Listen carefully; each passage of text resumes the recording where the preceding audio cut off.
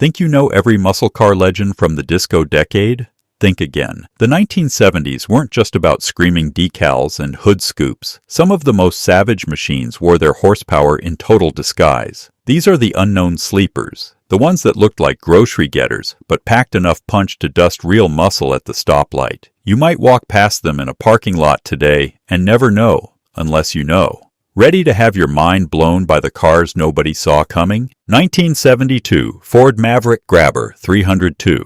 Blink and you'll miss it, literally and figuratively. The Ford Maverick was designed to be cheap, reliable transportation for the masses, a replacement for the aging Falcon. Most people remember it as a basic, slightly awkward two-door coupe that your uncle drove to the hardware store. But in 1972, Ford quietly slid a 302 cubic inch V8 under the hood and added the Grabber badge. The result, a car that could roast its skinny rear tires and outpace bigger, flashier rivals if you had the nerve to push it. There was no shaker hood, no wild graphics, and nothing to tell you this was a muscle car in disguise. Even the trim was low-key, with just a bit of tape striping and a hood bulge that looked more cosmetic than functional. But on the street, the Maverick Grabber 302 could run with the Nova SS and Duster 340, surprising everyone who mistook it for a slowpoke. Ford didn't market it hard, so most people ignored it. But those who knew, they got cheap thrills in a car that looked like a rental. Today, the Maverick Grabber is finally getting respect, especially among young collectors priced out of Mustangs and Camaros. It's proof that in the 70s, you didn't need a big name to go fast, you just needed to keep your cards close to your chest.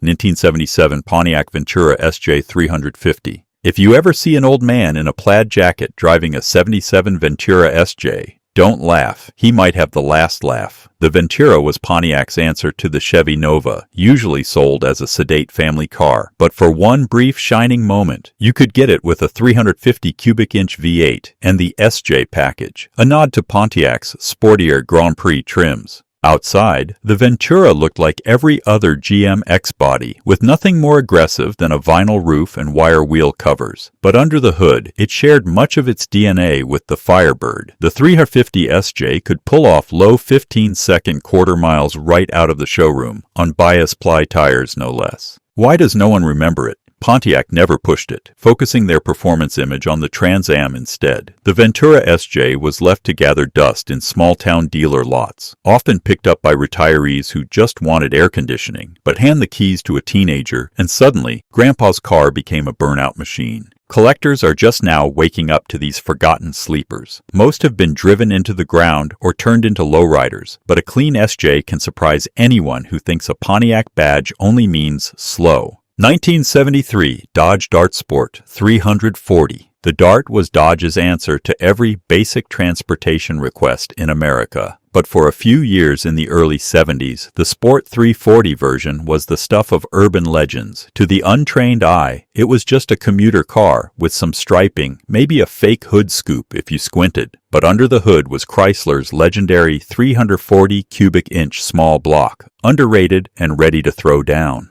The Dart Sport 340 was light, nimble, and could embarrass much pricier machinery. Quarter-mile times in the low 14s were entirely possible if you could get traction. Police officers hated these things because they looked like Grandma's grocery getter, but could walk away from a Crown Vic without breaking a sweat. Dodge never bragged about it in the brochures. There was no Roadrunner-style marketing blitz. Instead, they quietly sold them to anyone willing to tick the right box on the order sheet. Today, the surviving examples are prized for exactly the reason they were ignored back then. They don't stand out, but stomp the gas, and suddenly, you're the fastest thing on the block. 1979 Chevrolet Malibu 9C1 Police Package. Picture the most boring car of the late 1970s, a plain Malibu sedan. Now imagine it with police-only upgrades, a 350 cubic inch V8, heavy-duty suspension, and reinforced everything. That was the Malibu 9C1, a law enforcement secret weapon that civilians could occasionally snag at auction. No badges, no spoilers, no SS nonsense. Just a four-door sleeper that could keep up with, or outrun, most muscle cars of the day. The 9C1 package made the Malibu the go-to for state troopers who needed to chase down speeders on the interstate. A few savvy buyers snapped them up when the police departments retired their fleets and used them to humble real performance cars at stoplights. The best part? No one ever suspected the boxy, vinyl-seated Malibu could be quick. To everyone else, it was a carpool shuttle. But the 9C1 had the heart of a street fighter, one that punched way above its weight. 1974 Mercury Comet GT. Mercury's Comet was supposed to be a classier, softer version of the Ford Maverick. For most of its life, that meant two-door coupes with white walls and a fake luxury feel. But if you ordered the Comet GT with the optional 302 V8, you got something very different. A little rocket in a three-piece suit. The Comet GT didn't shout for attention. Instead, it whispered, chrome GT badges, subtle hood stripes, and just enough tire under the rear to keep things interesting. It was one of the lightest V8 coupes you could buy in the era, which made it surprisingly quick off the line. Most people remember the Comet as an old man's car, but the GT was a well-kept secret among young hot rodders. Insurance companies ignored it, thinking it was all show and no-go. But if you lined up against one on a Friday night, you'd better be prepared for a lesson in humility. Today, the Comet GT remains one of the most affordable ways to get real 70s muscle, all while looking like you borrowed your dad's car. The ultimate stealth move. Plymouth Volare Roadrunner. The Roadrunner was an icon in the muscle car world, but by the late 70s, its reputation was in free fall. Enter the 1977 Volare Roadrunner, a car almost nobody took seriously. It was based on the forgettable Volare, a car better known for rust than racing. But here's the trick. If you picked the right options, you could still get a 360 cubic inch V8, a 4-speed manual, and a limited slip differential. The Volare Roadrunner looked more like a cab driver's worst nightmare than a burnout machine. But in the hands of the right driver, it could still lay down a patch of rubber with the best of them. The stripes and cartoon decals were there, but the car underneath looked so ordinary that even muscle car fans overlooked it. Today, these survivors are so rare, most people don't even believe they existed. The Volare Roadrunner is proof that, sometimes, the best muscle cars are the ones nobody brags about. 1978 Buick Century Special Coupe. Buick and performance don't usually go together, especially in the disco era, but for a brief moment, the 1978 Century Special Coupe was a secret speedster. Why? Buick quietly installed their 3.8-liter turbocharged V6, the same one that would later make the Grand National a legend. On the outside, the Century looked every bit a retiree's car. Pillowed seats, fake wood, and a vinyl top, but hit the gas, and the turbo V6 would spool up, delivering a jolt of power that no one expected. It wasn't just about straight-line speed either. The lighter front end and firmed-up suspension made it a corner carver too. Buick never marketed this car to enthusiasts, and most buyers just wanted something comfortable. That's why the Century Turbo Coupe is still a mystery to most car fans. But those in the know recognize it as the testbed for the turbo revolution that would shake up the 80s. 1973 AMC Hornet X 360. AMC specialized in oddball hits, and the Hornet X360 might be their greatest underdog. On the surface, the Hornet was a pure economy car, simple lines, boring colors, and a reputation for durability over fun. But if you checked the right boxes, AMC would bolt in their 360 cubic inch V8, turning the Hornet X into a legitimate street sleeper. Nobody expected the Hornet to be fast. Even the badges looked like afterthoughts. But in a straight line, the X360 could hang with some of Detroit's best. AMC even offered a 4-speed manual and beefier suspension, making it a true driver's car if you could get past the looks. The Hornet X360 was rare when new, and today it's almost extinct. But every so often, you'll hear about one popping up at a drag strip. Embarrassing cars with 3 times the reputation. Sometimes the best performance is the kind you never see coming. 1979 Oldsmobile Cutlass Calais, Hurst Olds. The Oldsmobile Cutlass was America's best-selling car for much of the 70s, known more for plush seats than performance. But for 1979, Olds snuck a genuine muscle package into the Calais Coupe, the Hurst Olds. It got a high-output 350 cubic inch V8, dual exhaust, and the famous Hurst dual gate shifter. The Calais Hurst Olds looked like your mom's grocery getter if your mom was secretly working with the NHRA. The gold and black paint, subtle spoilers, and hood graphics were about the only giveaway that something special was going on, but most people still ignored it in favor of Monte Carlos and Grand Prix. On the street, the Hearst Olds could still light up its tires, surprising anyone who thought Oldsmobile had gone soft. With fewer than 2,500 built, it's a true rarity today, and one of the greatest sleepers to ever wear a rocket badge. 1975 Chevrolet Monza 2+2 V8. When you picture the Chevy Monza, you probably see an awkward, forgettable hatchback, barely a step up from an economy rental. But in a moment of inspired lunacy, GM decided to squeeze a small block V8 into a body smaller and lighter than a Camaro. Enter the Monza 2+2 V8, a car that wore its performance like a disguise at a costume party. Visually, the Monza was almost invisible. Low-slung, compact, and easy to overlook. But order the optional 262, or, if you were really lucky, the California-only 350 cubic inch V8, and suddenly this little commuter could pull off quarter-mile times in the high 15s. That was quick enough to embarrass real muscle cars who'd written off the Monza as a slowpoke. It handled better than you'd expect, thanks to its lightweight design and decent suspension. The Monza 2+2 never got the cult status of the Camaro or even the Vega GT. Most people didn't even realize it was available with a V8. That kept insurance costs low and street cred high for the right owner. These days, surviving Monzas are almost mythically rare. If you spot one at a car show, you're looking at one of the best-kept sleeper secrets of the 70s. Unassuming, quick, and now nearly extinct, the Monza 2+2 is proof that you can't always judge a car by its cover. 1973 Ford Torino 351 Cobra Jet.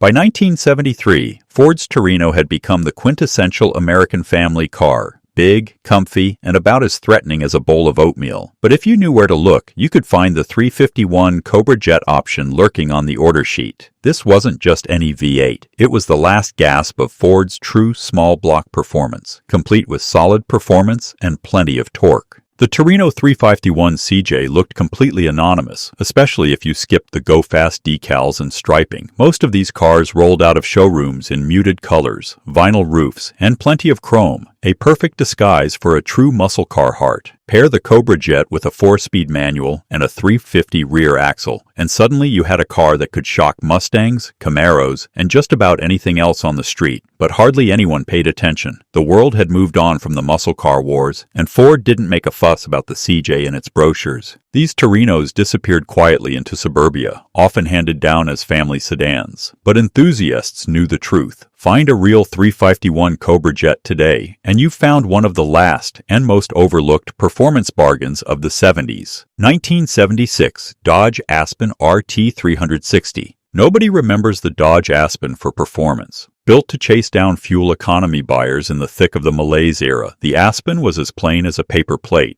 But there was a loophole. The RT 360. If you were savvy, or just a little reckless, you could order your Aspen with a 360 cubic inch V8 paired to a 4-speed manual and beefed-up suspension. Visually, it still looked like a disco commuter, maybe a wild stripe kit, maybe chrome wheels, or a T-top if you were feeling extra, but most people dismissed it as a grocery getter with delusions of grandeur. They were wrong. In stock form, the Aspen RT could crack the quarter mile in the mid-15s. With a bit of tuning, it went even faster. Dodge barely advertised the option, so most RTs became forgotten family cars until a street race or two revealed their secret. Among Mopar fans, the Aspen RT earned respect as a true sleeper, plain outside, all attitude underneath. Today, they're rare survivors of a forgotten performance era. 1978 Mercury Zephyr Z7. Mercury's Zephyr is the automotive equivalent of beige wallpaper, designed to blend in and never cause a fuss. But for a brief, glorious moment in 1978, you could order the Z7 Coupe with Ford's 302 V8, and suddenly your dad's commuter became a street legend in disguise. Everything about the Zephyr Z7 screamed boring, boxy lines, plain grille, and colors that wouldn't offend even the pickiest HOA. But bolt in the 302 V8, especially with a manual transmission, and you got Mustang power in a package nobody saw coming. The Z7 was so rare and so completely ignored by enthusiasts that even insurance companies didn't flag it. But the combination of lightweight and genuine small block power meant it could keep up with much more expensive machinery, all while looking like it belonged in the church parking lot. Today, Zephyr Z7s are almost extinct, but for those who want a true sleeper, a car that can outpace expectations and then disappear back into anonymity, this Mercury remains one of the 70s most underrated and stealthy street machines. 1974 Plymouth Scamp 360. The Plymouth Scamp was built for thrift and sensibility, designed to be the small car you could trust. But in 1974, something wild happened. You could order one with a 360 cubic inch V8, the largest engine ever offered in a Scamp. Suddenly, the class valedictorian had a rebellious side. With its mild-mannered looks, plain paint, subtle trim, no wild spoilers, the Scamp 360 was the ultimate sleeper. Pop the hood and you'd find real Mopar muscle, thanks to the torque-heavy 360 V8. The Scamp was lighter than many of its rivals, making it surprisingly quick in a straight line and far more agile than anyone would expect. Most insurance companies and cops assumed the Scamp was just another runabout, never realizing its drag strip potential. Enthusiasts, however, knew the truth. At the local strip, a Scamp 360 could humble much more expensive muscle cars. Today, these cars are nearly forgotten. But to those in the know, the Scamp 360 remains the definition of hidden performance, a car that looks like it should be slow, but definitely isn't. 1975 Pontiac Le Mans Sport Coupe 400. By 1975, the Pontiac Le Mans was all about comfort, opera windows, bench seats, and more vinyl than a disco dance floor. Nobody was paying attention to performance. But if you checked the right boxes, you could still order the Sport Coupe with a 400 cubic inch V8, dual exhaust, and a heavy-duty suspension. It looked like every other Le Mans, understated, suburban, and easy to overlook. But under the hood was a powerhouse, capable of running with much more famous muscle cars. Pontiac never advertised the Sport Coupe 400 as a street brawler, so it quietly blended into the background until you floored it at a stoplight and left your rival in the dust. Almost nobody remembers this car now, but that just makes it even more of a true sleeper. In a world obsessed with badges and spoilers, the Le Mans Sport Coupe 400 is a reminder that the real kings of the street are often the ones nobody suspects. And there you have it, 15 forgotten sleepers that prove the 70s were the best decade for hiding horsepower in plain sight. Next time you see a dusty old coupe at a car show, don't laugh. Underneath those chrome bumpers and grandma's upholstery, you might be looking at the real king of the street. Which of these sleepers surprised you the most? Drop your pick in the comments, and don't forget to like and subscribe for more hidden gems from the golden age of going fast.